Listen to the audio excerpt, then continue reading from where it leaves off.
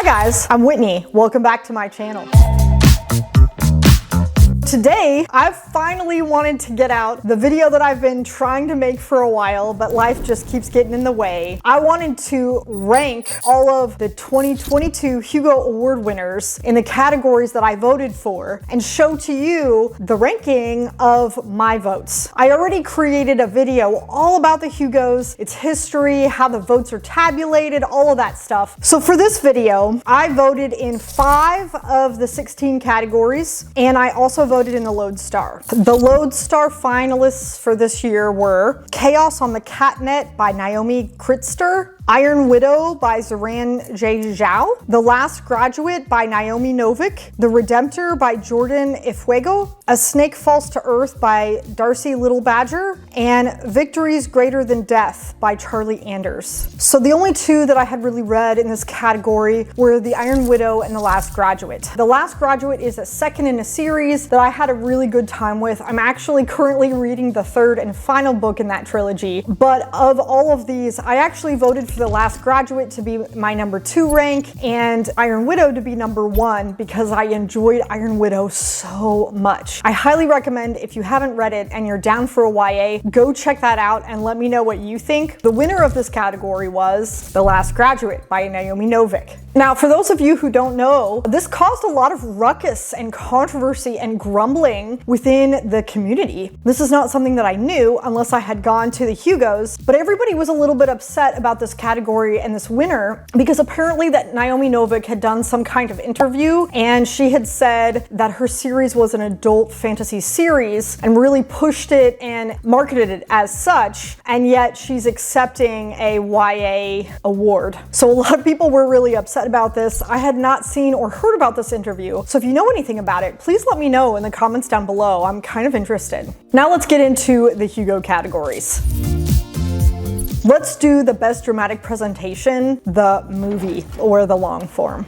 We're gonna hang out and watch a movie. So the finalists are Dune, Encanto, The Green Knight, Shang-Chi and the Legend of the Five Rings, Space Sweepers, and WandaVision. Coming in at my 0 spot, which is the spot that I would rather nothing win rather than this one, is The Green Knight. This movie I accidentally stumbled upon earlier this year and absolutely hated it. I think it was trying too hard to be Pan's Labyrinth, or I don't know, it was trying very hard to be very philosophical. The storyline didn't make a whole lot of sense. There were quite a lot of plot holes. They were trying really hard to make it be really deeper meaning. I really didn't enjoy this. I want those 2 hours of my life back. I do not recommend this movie, so sorry if that happens to be your favorite movie, but I hated it.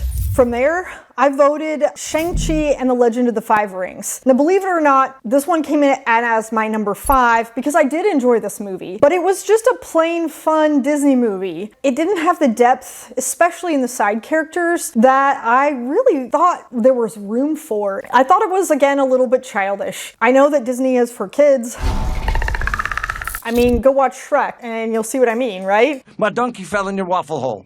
And this one just didn't hit it for me. Coming in at number 4 was Encanto. This one had some really good songs in it. It had a little bit more depth to it, but ultimately it was still just a child's movie, and I didn't think that it deserved the Hugo, so it came in at number 4. Number 3 was Space Sweepers. In case you didn't know, this is a Chinese science fiction movie that's available on Netflix. I really did enjoy this movie. I thought it did have some deeper themes. It was a little bit complex. Overall, it was still just a fun movie to watch. Coming in at number 2 was Dune Part 1. I know it's shocking because I didn't rank this number 1, but I was a little upset that they cut it in half, and I didn't really know about it until I got into the movie theater. I also thought that while it did a really accurate representation of the book, it wasn't what I expected from Denis Villeneuve. I expected him to have a little bit more of a vision. I also expected him to, if he had to cut it in half, cut it in a better place. It wasn't even an epic ending. It wasn't a cliffhanger ending. It wasn't a feel-good ending. It was just a, oh, we're gonna walk away into the sand. I thought that this wasn't the potential that it could have had. I mean, if they had given it about 10 more minutes where they had culled the worm and you saw the worm coming at him and then they ended it, wow, that would have been a good ending. And then so my number one is obviously WandaVision. I thought that this one deserved the award because it was everything that I wanted out of a perfect story, I guess. It took a character that I really didn't care about in the Marvel Universe, who was a side back character, and gave her complexity, gave her such a depth of character that I now care about her. I care about her story. They didn't cave into the typical money grab of saying, oh wow, season 1 did great, so let's do a season 2 and a season 3 even though we have no content. Instead, they just kept it to that season 1 and they took what they had and they really made it great. I really cared about this character after it was done. It was done in a very clever way. We saw a lot of character development, a lot of explanation and backstory. I thought that WandaVision was awesome, unlike a lot of the other series that are coming out right now. The winner of this category was, big surprise, Dune. Shocker, I'm sure. However, I was okay with this, although I still strongly think that WandaVision should have won.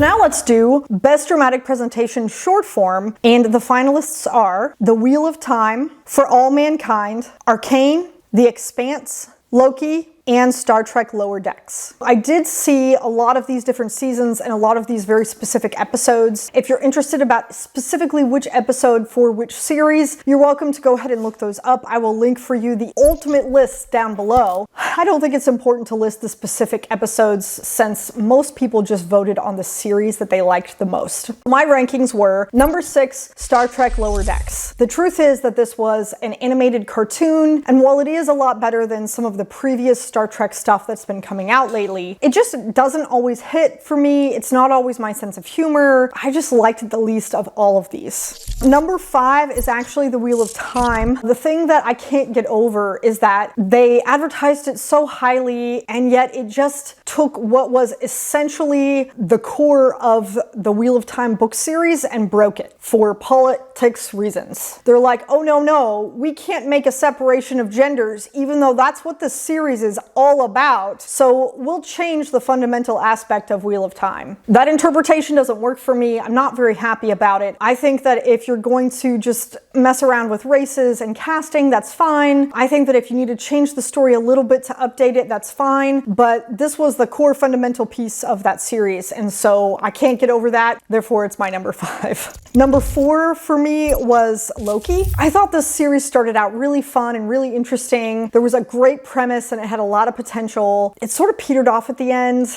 It didn't really carry my interest the way that maybe WandaVision did.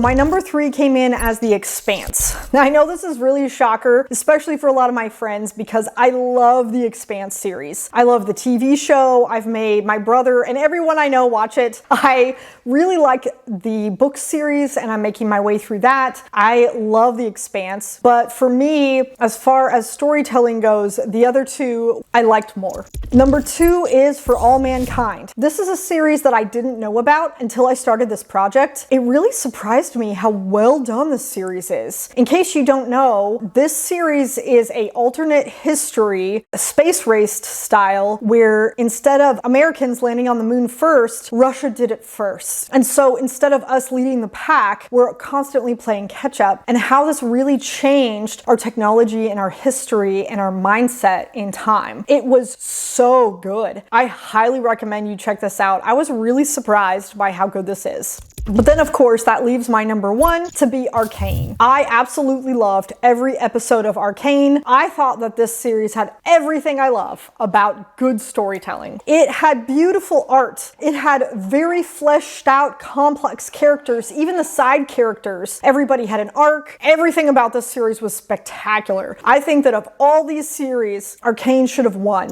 The winner in this category is The Expanse. Now, obviously, I'm not upset about this, but I was really surprised because Arcane is clearly the better winner in terms of just storycraft and storytelling and complexity. I still stand behind The Expanse, just like I stand behind Arcane.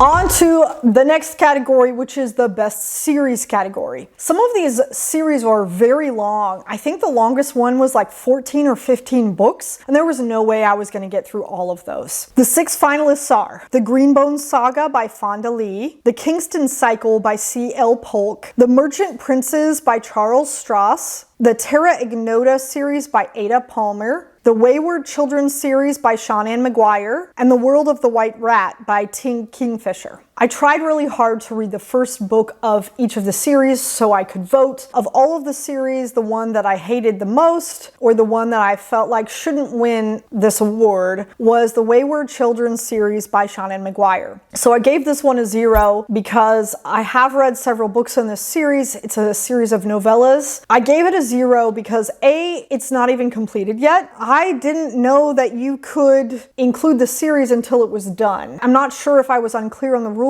or if they broke them for this one. I didn't read The World of the White Rat. I didn't get around to it, so I did not vote for it. I also didn't get around to reading The Kingston Cycle by C.L. Polk, although it is on my TBR list. I started the first book of The Merchant Princes by Charles Stross called The Family Trade. I didn't really get into it. I don't think I was in the right mindset, so I ended up giving it a number 3 vote because I didn't even finish the first book. I guess I gave it a pity vote.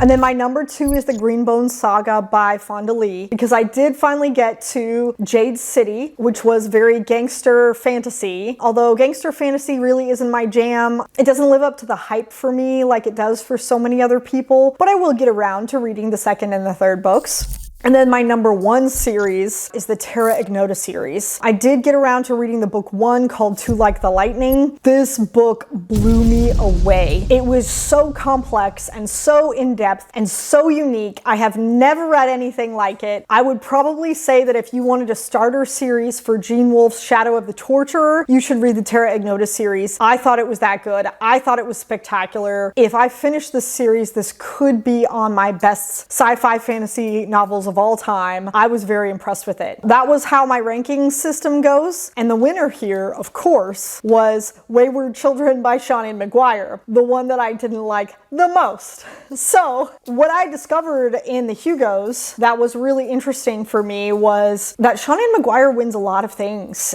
I won. And I think it's because she's very well connected. She publishes quite frequently, and she is a tour.com kind of a person. What I can say is, even though I don't really like a lot of her writing, she was such a pleasant person. All of her acceptance speeches were funny and entertaining. I don't think she deserves the Best Series award, especially since her series isn't even done. I guess she got it, so that's cool for her.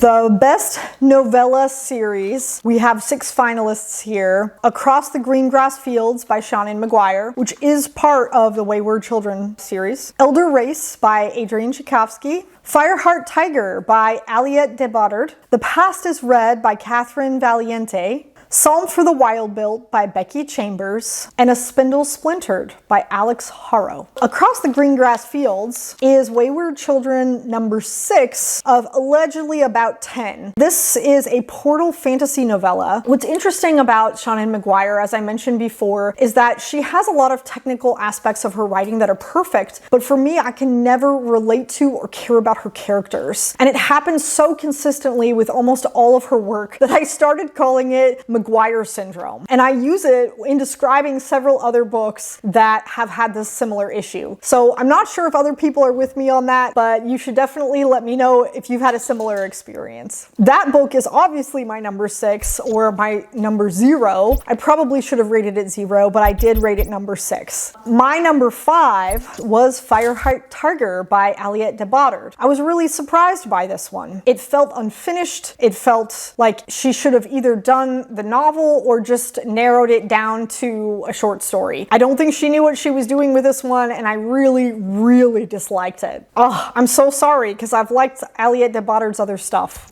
My number 4 was A Spindle Splintered by Alex Harrow. This is a Cinderella retelling. This one was fun. It was definitely my number 4, and I enjoyed it a lot more than the other 2, but there are better ones available. So my number 3 was The Past is Red by Catherine Valiente. It was very insightful and poetic, but also very much a stream of consciousness, which made it a little bit hard to follow, but overall very entertaining. And after a long struggle, my number 2 was Elder Race by Adrian Tchaikovsky. I know, you didn't expect it, and I didn't either. This story was a perfect combination of science and fantasy, and any sufficiently advanced technology is indistinguishable from magic. This was a great little novella. It was a really fun adventure. However, Becky Chambers' Song for the Wild Built was better. I know, I'm a terrible Tchaikovsky fan.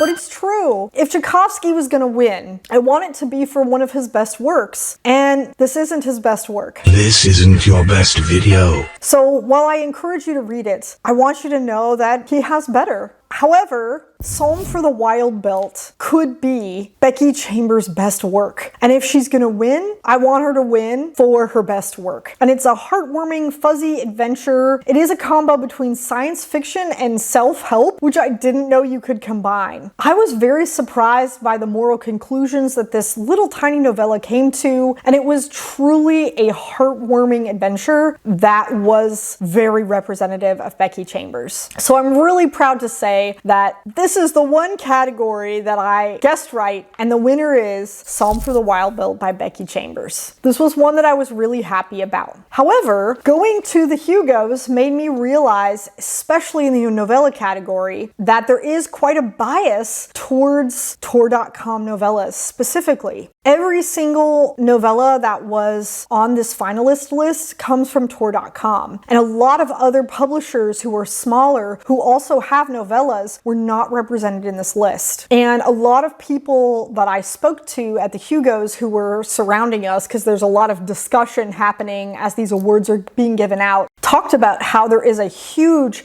publisher bias in the Hugos towards Tor.com and its subsidiaries, specifically for the novellas, but for everything. And a lot of stuff was not something that I was aware of before. A lot of people on BookTube have made me aware that may not be reading as much female authors or authors of color in some way, but what I had never ever considered was paying attention to the publisher, looking at both small publishers and big publishers. And so this is something that going forward I hope to change, and I'm trying to find more books that are published by small publishers, as well as paying attention to the author, their sex and ethnicity, and also just finding good stuff to read. Best novel, which was 40 words or more, A Desolation Called Peace by Arkady Martine, The Galaxy and the Ground Within by Becky Chambers, Light from the Uncommon Stars by Rika Aoki, A Master of Jinn by P. Jelly Clark, Project Hail Mary by Andy Weir, and She Who Became the Sun by Shelley Parker Chan. So this one I did not struggle with at all, but I did read absolutely every single one of these books. Coming in at number 6 for me was The Galaxy and the Ground Within by Becky Chambers. This is book number 4 of her series. In general, I love Becky Chambers as an author. However, this book very distinctly lacked a plot to pull me through the rest of the book. It made me a little upset that she called it book number 4 when she didn't use any of the characters from the previous several books that we all know and love. Overall, I know that Becky can do better, so this was not the book that I wanted to encourage her with for winning the Hugo. Coming in at number 5 for me is A Master of Jinn by P. Jelly Clark. This one did win the Nebula winner, which was voted in May, so I knew that from the beginning, although I did read it before it won. It was a fun, entertaining story where the setting was cool, but the story itself was somewhat predictable. It was lacking in complexity, themes, and subplots, and it used a lot of recycled ideas in the fantasy realm, and the ending was a little bit too tidy, a little bit too convenient, and because of these things, it made it lower for me on the voting list. I do recommend that you read this book and that you check it out because it was just a fun adventure in a very cool world. But again, there are so many better books out there. I was very surprised to find it on this list. My number 4 was A Desolation Called Peace by Arkady Martine. This was the second in the Texcalan series, where the first one won the Hugo for 2020. I was a little disappointed in this particular novel because the ending was less satisfying. It had several plot conveniences, and the romance was very cardboard. Everything made it a little bit less relatable and more predictable than I wanted it to be. Plus, even though I love the world and these characters, I felt like maybe her publisher put a little bit of pressure on her to get this book out so quickly after the first one. You could really feel that, I felt, in the writing, that we weren't able to get everything that she wanted in this book because it was just so rushed and she had to finish it. Now my top 3 were all really close. I struggled with the numbering several times, but coming in at number 3, She Who Became the Sun by Shelley Parker Chan. This was an inclusive Chinese fantasy. This novel was such a fun coming of age novel. There's only a little bit of magic in it, and it uses that trope that I love, which is a girl dressing up and pretending to be a boy to get by in society in kind of a new and unique way. I really enjoyed this novel. I thought that there were a lot of things to love about this character, this world, the setup. This was a debut novel for this author, and she really deserves a lot of credit for this one. There are more books coming in this series, and I'm really glad that she got as much acclaim as she did for this particular novel. Please check this one out. Even though it didn't make my very top vote, it was definitely worth the nomination. And that brings me to number 2, which is A Light from Uncommon Stars by Rika Aoki. This novel was a story about the power of music, the strength of human connection, and how it's never too late for redemption. It's also one of the few stories that I can say I don't feel like representation was forced down my throat. I felt like this was done so perfectly as just another aspect of a character. This represented everything that I was looking for in a very well realized representation of a fantasy novel. I was very impressed by this. I think that this is something that Becky Chambers fans will really love. I highly recommend this novel. That leads us to my number 1 pick, which everyone knows is one that is not a surprise, and that's Project Hail Mary by Andy Weir. I loved this novel. It was absolutely my most recommended novel of the last 2 years. If you're new to science fiction or you just want a good book to read, it is everything I love about science fiction. It has action, it has humor, it has relatable science that didn't make me feel stupid. We get 2, not 1, but 2 very clever alien encounters with science that is so on point. I was very impressed by the chef's kiss perfection that was both of these first contacts. This novel ignited in me a childlike awe and discovery of science and science fiction in a way I haven't encountered in a very long time. I would highly recommend the audiobook that's read by Ray Porter. I keep my eyes open with sheer force of will. Everything is white with shades of pain. It added just that little extra perfection to this book that is amazing. What gives me an even better happy fuzzy feeling about this book is that it's supposed to be a movie, hopefully coming out in 2023, and I am super excited about this. I would highly recommend that everybody read it. I had such a good time with it. I do think that Andy Weir is particularly good at a very specific kind of character, and that Project Hail Mary is his magnum opus as far as this is concerned. So, which book won? Much to my surprise, the book that won the Hugo 2022 this year was A Desolation Called Peace by Arkady Martine. So I wasn't unhappy about this winner in any way, but I was kind of sad that it wasn't one of my top 3. So I was clearly off on what it is that other people enjoy versus what I enjoy. I heard a lot of rumblings about the fact that Project Hail Mary wasn't published by Auteur.com. Neither were several of the other books that were in my top 3. So a lot of people were at least guessing that this was something related to the publisher. I'm not sure how true that is, but I would encourage everybody to please go out and register for the Hugos so you can vote next year. That being said, please give me some comments about what you thought or who should have won. I really enjoy interacting with you guys. Like and subscribe. Until next time.